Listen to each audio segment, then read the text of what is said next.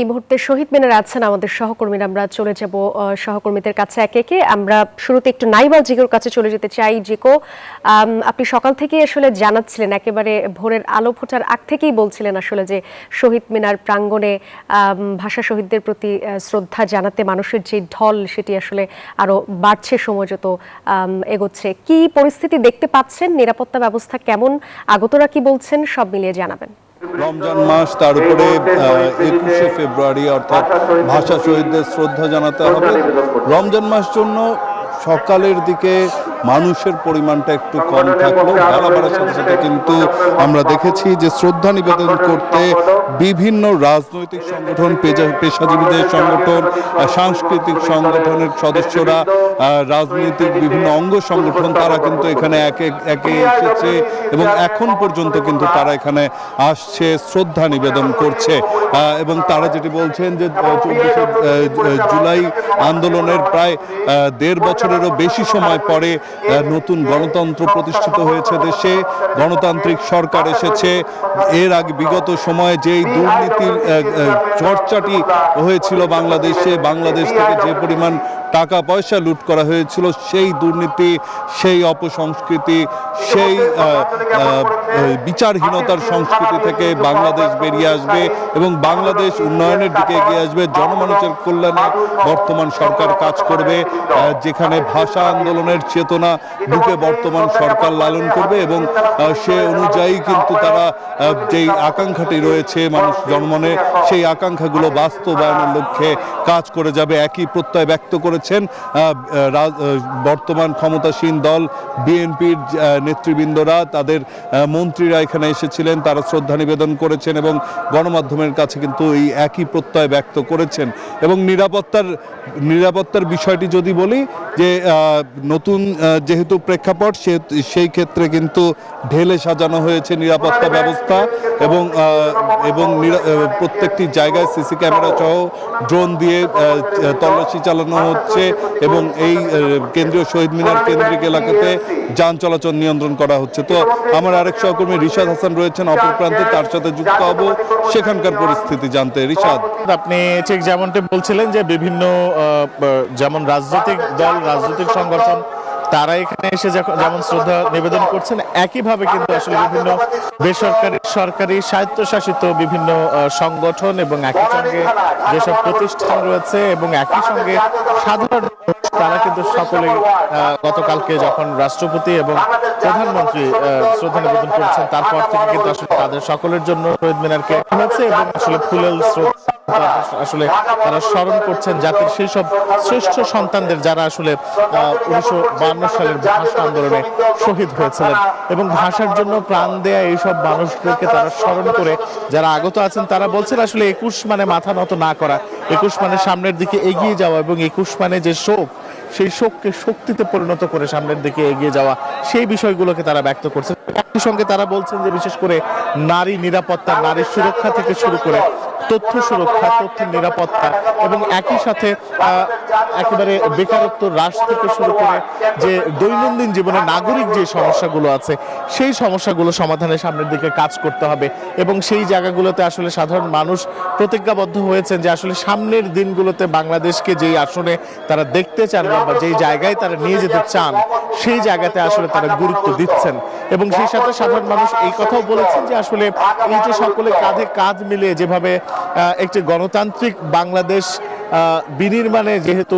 সকলে মিলে একসঙ্গে কাজ করা হচ্ছে, সকলে কাঁধে কাঁধ মিলিয়ে কাজ করলে সামনের দিকে এগিয়ে যাওয়াটি আরো সহজ হবে, এটাই হোক 21-এর চেতনা, এমনটি তারা বলছেন।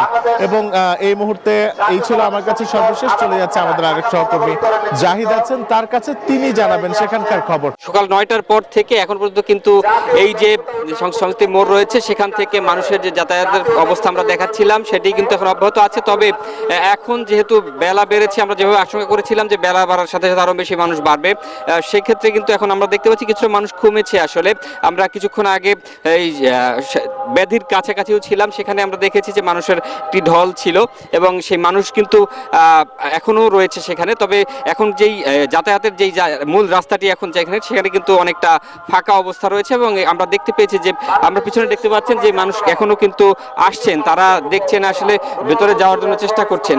আর যেহেতু আজকে এটি একটি আন্তর্জাতিক মাতৃভাষা দিবস এবং আছে শহীদদের প্রতি মানুষের একটি আকর্ষণ থেকেই তারা আসছেন এবং এই জায়গাতে থেকে সারা দিনই কিন্তু আজকে মানুষ এখানে ফুল দিবেন আসলে বেদিতে। এবং আমরা সকাল থেকে যেভাবে ভিড় বাড়তে দেখেছি, হয়তো বা দুপুরের পরে আবার হয়তো বাড়বে, যেহেতু রমজান মাস চলছে, মানুষ বাসা বাড়িতে কাজ থাকছেন, নানাভাবে ব্যস্ত থাকছেন, যেই কারণে আসলে আজকে মানুষের যেরকম হওয়ার কথা ছিল সেরকম আমরা এখন দেখতে পাচ্ছি না। কিন্তু আমরা সকাল থেকে কিন্তু দেখেছি যে ভালো একটি ভিড় ছিল আসলে। এই আসলে যেহেতু গতকাল রাত 12:01 থেকেই আসলে এই কর্মসূচি শুরু হয়ে গেছে। প্রেসিডেন্ট সহ প্রেসিডেন্টের পাশাপাশি আমাদের এখানে কিন্তু প্রধানমন্ত্রীও কালকে রাতেই তিনি এখানে পুষ্পস্তবক স্থাপন দিয়েছেন এবং তার সাথে সাথে প্রধানমন্ত্রী সহ তার মন্ত্রিসভার যে সদস্যরা রয়েছেন তারাও এখানে ফুল দিয়ে শুভেচ্ছা জানিয়েছেন এবং সেই সাথে তিনি কিন্তু তার দলের যে স্থায়ী কমিটির সদস্যরা তাদেরকে নিয়েও কিন্তু তিনি এখানে এসেছেন এবং পুষ্পস্তবক স্থাপন করেছেন।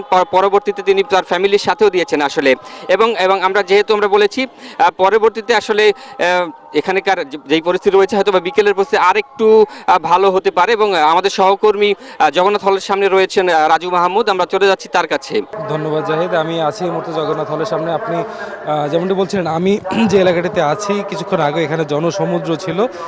গতকাল বলতে পারি যে আজকে ভোর 12:01 থেকে রাষ্ট্রপতি এবং প্রধানমন্ত্রী পুষ্পস্তবক অর্পণ করে যাওয়ার পর থেকে সাধারণ মানুষের জন্য যখন এই জায়গাটা উন্মুক্ত করে দেওয়া হয় তখন থেকে আসলে জনস্রোত ছিল, জনসমুদ্র ছিল।